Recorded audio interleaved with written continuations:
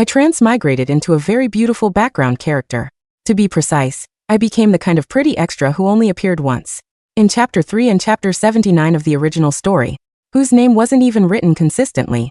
In Chapter 3, she stood in a corner of the banquet hall and was complimented by the male lead.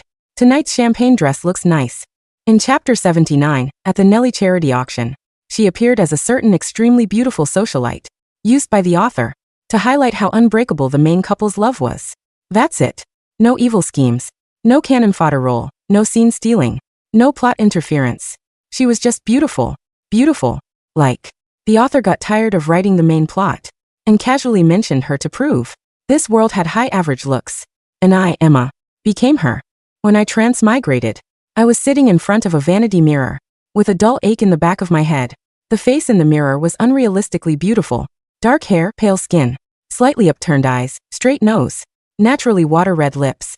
The kind of face I would have stopped scrolling to save. In my past life, I stared at the mirror for a full minute before concluding. God didn't let me become the female lead, but gave me a face that would make the female lead's team automatically give me center stage. That works. The system appeared. At this moment, a mechanical female voice sounded in my head. Welcome to the background character self-rescue system. Please survive to the finale without disrupting the main plot. Me, that's it system. That's it. I instantly relax.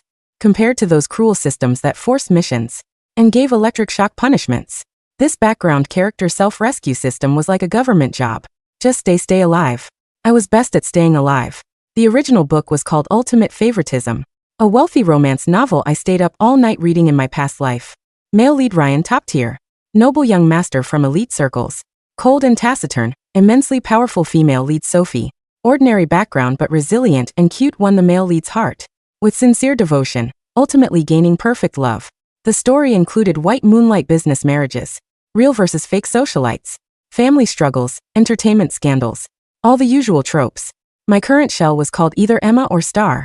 In the original text, the author didn't even care what her last name was, only wrote that she had wealthy family background, stunning appearance, lazy temperament, disliked socializing. What a great character setup. Rather than compete with the main couple for plot, I'd rather live out this heaven-sent leisurely wealthy life properly. I woke up in the Wilson family's old mansion in the South District. A servant asked if I wanted to attend tonight's party at the Miller family. I asked, will many people go to the Miller party? She nodded, then I won't go. She was stunned. But we already RSVP, then say I have a headache. The servant looked troubled. I thought about it and changed my mind. Never mind. I'll go. Not for anything else. Mainly because the party in Chapter 3 of the original book was an important turning point, where the main couple first developed real feelings. According to the system, I couldn't disrupt the main plot. And this beautiful background character did appear in the original text. So I should dutifully make the trip, show my face and continue being scenery. That night, I truly experienced what stunning appearance meant. In terms of destructive hour, I just wore the simplest champagne satin slip dress. Too lazy for much jewelry, only hanging pearl earrings. Going downstairs, even Mrs. Chun, who cared for me for 10 years, was stunned for 2 seconds. Miss, today, you look like you're going to acquire someone's ancestral business. I was modest, not bad. Mainly good foundation. The Miller party was at the Hillside Club. As soon as I entered, I saw the main couple. The original book didn't lie. Ryan was truly handsome, standing in the crowd like a walking haute couture tombstone. Sophie was genuinely cute. Long straight black hair, clear eyes. Obviously a sweet romance novel's designated female lead. I secretly gave this official couple a gentle thumbs up, then quietly retreated to a corner with my champagne. I just wanted to follow the script without causing trouble. But obviously this face wouldn't let me keep a low profile. I'd barely stood still when 3 strange men approached with drinks. The first asked if I was the Wilson family's eldest daughter. The second asked if I'd like to get acquainted. The third was boldest, saying directly, Miss Wilson, you're more stunning than movie stars. I maintained a polite smile. Thanks, but that compliment sounds like you're calling me fake. He choked. I was looking for an excuse to slip away when a cold male voice came from behind. She doesn't like being surrounded.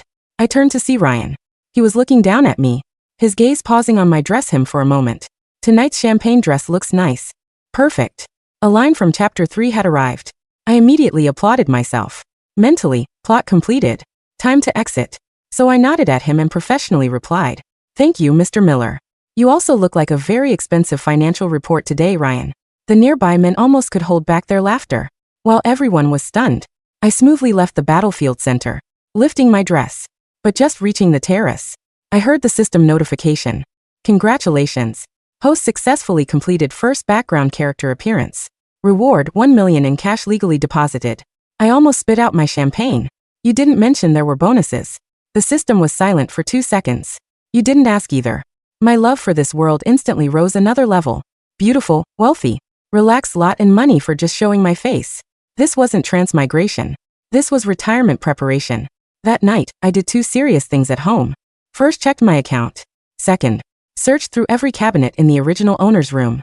The former confirmed the system wasn't joking with me.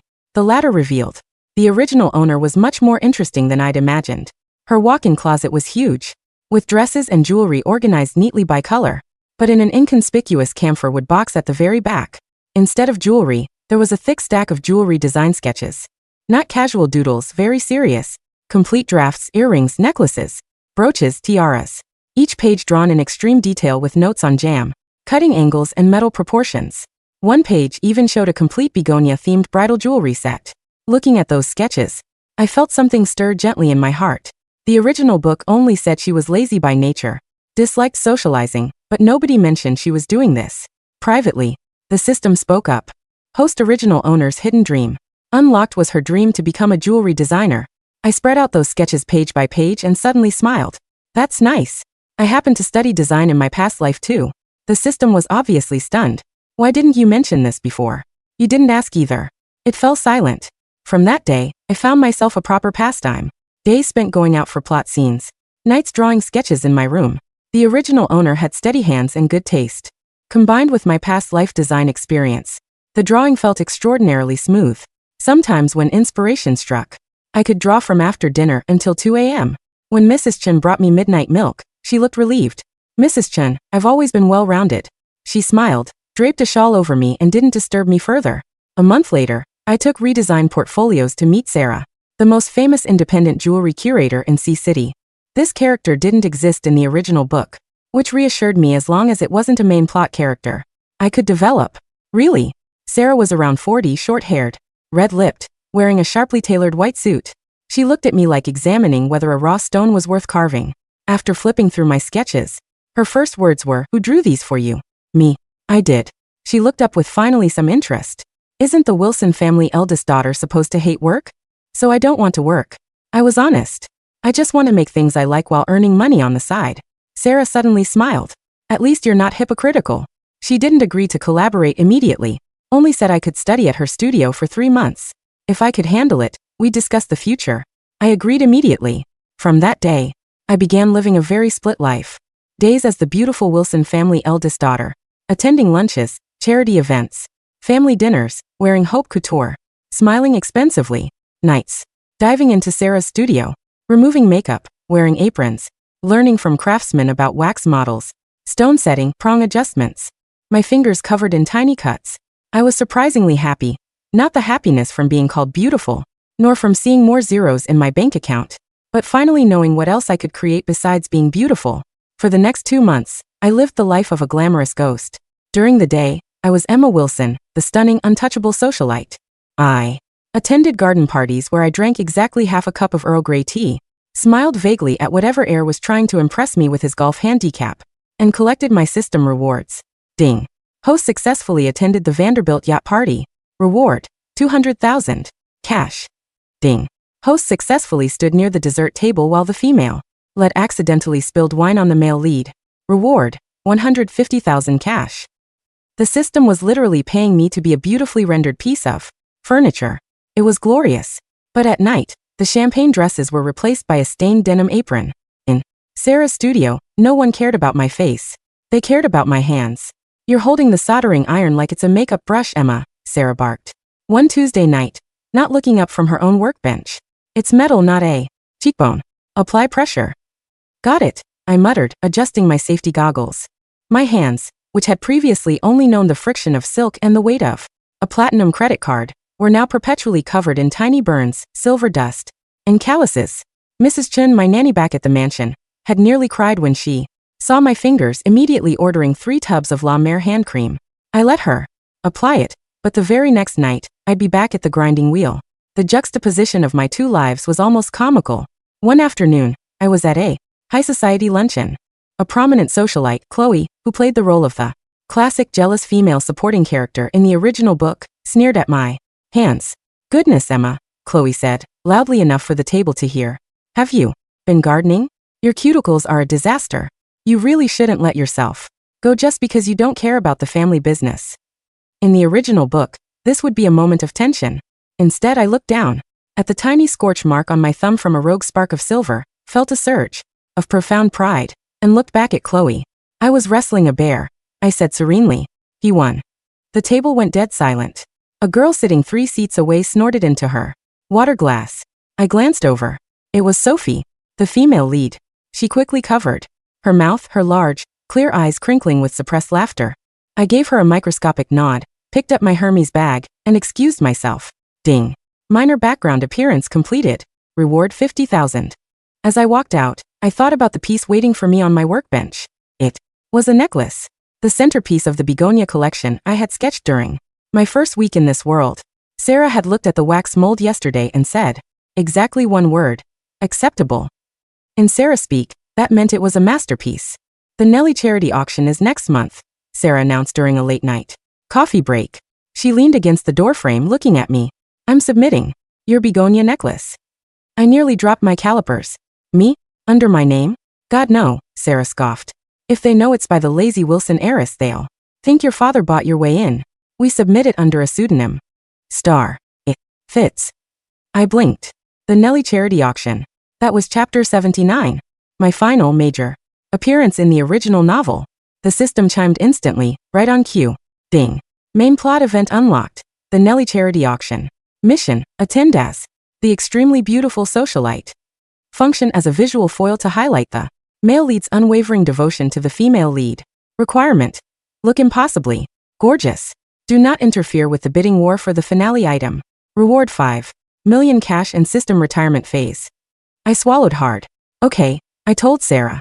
"Submit the necklace. And I'll be there." "You?" Sarah raised an eyebrow. "You hate these things." "I have a sudden urge to support charity," I lied smoothly. "And to wear a very expensive dress." For the next 4 weeks, I practically lived at the studio.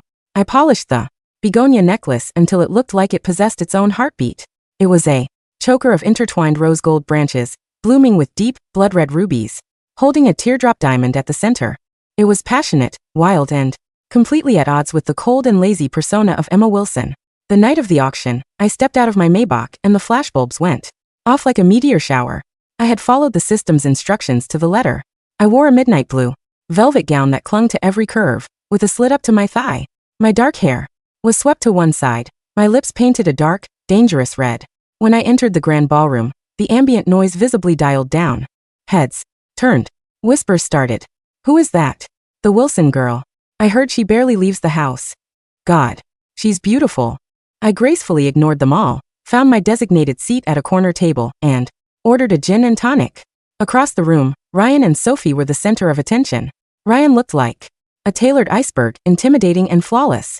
Sophie wore a simple, elegant, white dress. They were holding hands. The plot was right on track. The auction began. Antique vases, abstract paintings, vintage cars. I sipped my drink, bored out of my mind, waiting for chapter 79's climax. Finally, the auctioneer tapped his podium. And now, our final piece of the evening. A stunning, original creation by an anonymous newcomer known only as Star. We present the blood begonia. The velvet curtain pulled back. A collective gasp echoed through the room. Under the spotlights, my necklace practically burned with light. The rubies caught the chandeliers, throwing crimson shards of light across the walls. It was far more beautiful in this grand hall than it had ever been on my workbench. My heart did a strange, erratic flutter. I made that with my own 2 hands. "We start the bidding at 500,000, the auctioneer announced. 600, a voice yelled. 7, 1 million. The price skyrocketed. I sat frozen, my gin and tonic forgotten. I knew my work was good, but this was high society. These people usually only bought from legacy houses. 2 million. A cold, calm voice cut through the chaos. The room fell silent. It was Ryan. He had his paddle raised, his eyes fixed on the necklace. Beside him, Sophie looked shocked. Chloe, sitting a few tables away, sneered and raised her paddle. 2.5 5. She wanted it, probably just to spite the female lead. Ryan didn't even look at her. 5 million. The crowd erupted in murmurs. 5 million for an unknown designer? It was absurd. It was reckless. It was exactly what a romance novel male-led would do to prove his love. Going once, going twice. Sold. To Mr. Ryan Miller. As the hammer fell, Ryan turned to Sophie. The room watched with bated breath. In the original book, this was the moment he put a multi-million-dollar necklace around her neck, completely ignoring the beautiful socialite, me sitting in the corner, proving that true love triumphed over mere physical perfection. True to the script, Ryan took the velvet box from the attendant, pulled out my begonia necklace, and gently fastened it around Sophie's neck. The rubies looked stunning against her pale skin and white dress. Ryan leaned in and kissed her forehead. The room politely applauded. Ding, the system whispered in my mind. Host has successfully completed. Chapter 79. Visual foil achieved. The male lead ignored your beauty in favor of true love. Reward, 5 million cash. You are now entering the free roam phase. I took a slow sip of my gin. I didn't care about the male lead. I didn't care about being ignored. I was doing mental math. The necklace sold for 5 million. After the charities cut and Sarah's studio fee, I was walking away with a cool $2 million of clean, hard-earned money. Combined with my system reward, I had just made $7 million in 10 minutes. I looked at the happy couple. Thank you, Mr. Male Lead. Your unyielding love is funding my entire jewelry brand. I smiled genuinely for the first time that night, stood up, and quietly left the ballroom before the dessert was even served. The aftermath of the Nelly auction was catastrophic in the best way possible. The blood begonia went viral. Every magazine, every fashion blog, every socialite group chat was obsessed with the necklace, and more importantly, the mysterious designer star. I have 22 emails from Vogue, Harper's Bazaar, and Vanity Fair, Sarah said 3 days later, tossing a stack of printed papers onto my workbench. They all want to interview Star. The Miller Group's PR team also reached out. Apparently, Sophie loves the necklace so much she wants to commission a matching bracelet for her upcoming wedding. My hand slipped, and my polishing cloth squeaked against the silver ring I was buffing. The wedding? The main couple is getting married. Keep up, Emma, Sarah said, rolling her eyes. Ryan Miller announced their engagement yesterday. Now what do I tell them about Star? I thought about it. In the original novel, the period between chapter 79 and the finale was filled with corporate sabotage, kidnapping attempts by Chloe's family, and dramatic rescues. I wanted absolutely no part of it. Tell them Star is an eccentric hermit who lives in the mountains and only communicates via carrier pigeon, I said deadpan. I'll make the bracelet, but I am not meeting them. Too late, a voice said from the doorway. I froze. Standing in the entrance of Sarah's messy, dust-covered studio was Sophie. She was wearing a simple trench coat, looking around with wide, curious eyes. Behind her stood 2 very large, very serious bodyguards. Sarah sighed. They bought the building next door yesterday just to get parking access. I couldn't stop her. I frantically pulled down my safety goggles, hoping they covered half my face, and smeared a streak of black polishing compound across my cheek. Sophie stepped forward, her eyes landing on me. She tilted her head, studying my grease-stained apron, my messy bun, and the thick goggles. Then she smiled. It wasn't the timid smile from the novel. It was sharp and bright. You know, Miss Wilson, Sophie said gently.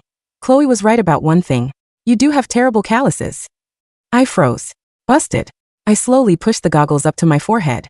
How long have you known? Since the luncheon. Sophie laughed softly, walking over and tracing a finger over a wax mold on my desk. No one looks that proud of a burn mark unless they made it themselves. Plus, when Ryan put the begonia necklace on me, I looked over at you. Everyone else was looking at Ryan. You were looking at the clasp, checking to see if it sat flat against my collarbone. I sighed, grabbing a rag to wipe the grease off my face. Please tell me you aren't here to expose me. If my father finds out I'm doing manual labor, he'll have a stroke. Your secret is safe with me, Sophie said, her expression softening. I actually came here to thank you. The necklace, it's the most beautiful thing I've ever owned. Ryan bought it to make a statement, but I wear it because it makes me feel brave. I want you to design my wedding rings. I looked at the female lead. In the book, she was described as a pure white flower, surviving in a harsh world. But standing here, commissioning her own armor from another woman, I realized the author had done her a disservice. She was much cooler than the text implied. The wedding rings, I repeated, the designer in me instantly waking up. Do you have a theme? Strength, Sophie said simply. Ryan's family hates me. The board of directors thinks I'm a gold digger. Chloe is actively trying to ruin the wedding. I don't want delicate little diamonds. I want something that says I'm not going anywhere. I felt a feral grin spread across my face. I pulled out a fresh sheet of sketch paper and an HB pencil. Sit down, Sophie, I said, gesturing to the stool beside me. Let's build you a fortress. The next 3 months were a blur. The system remained blissfully silent, having classified me as free roaming. I spent my days doing the bare minimum as the Wilson heiress, mostly sleeping in until noon, and spent my nights working on the Miller wedding commission. I designed a wedding band for Sophie forged from twisted platinum and dark titanium studded with raw, uncut diamonds.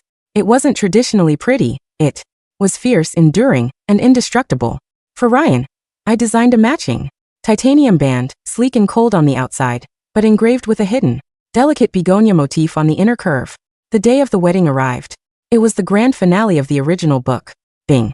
Final plot event unlocked. The Miller-Wilson Astor Grand Gala and wedding. Mission. Survive until the vows are exchanged. Do not let the plot derail. Reward. Absolute freedom. I attended the wedding as Emma Wilson, wearing a sleek silver slip dress, my hair pinned up flawlessly. The venue was a private island, dripping in white orchids and security personnel. The tension in the air was thick enough to cut with a jeweler's saw. According to my memory of the novel, the climax happened right before the vows. Chloe, desperate and unhinged, would try to frame Sophie for stealing the Miller family's most sacred heirloom, the Empress Tear sapphire, claiming Sophie sold it to pay off her father's gambling debts. I took my seat in the third row, sipping champagne, ready to watch the drama unfold like a live-action movie. Right on cue, as the orchestra tuned up, a commotion broke out near the altar. Chloe marched down the aisle, holding a velvet box, followed by Ryan's furious-looking grandmother, the matriarch of the Miller family. Stop the wedding! Chloe shouted, her voice echoing over the crashing waves.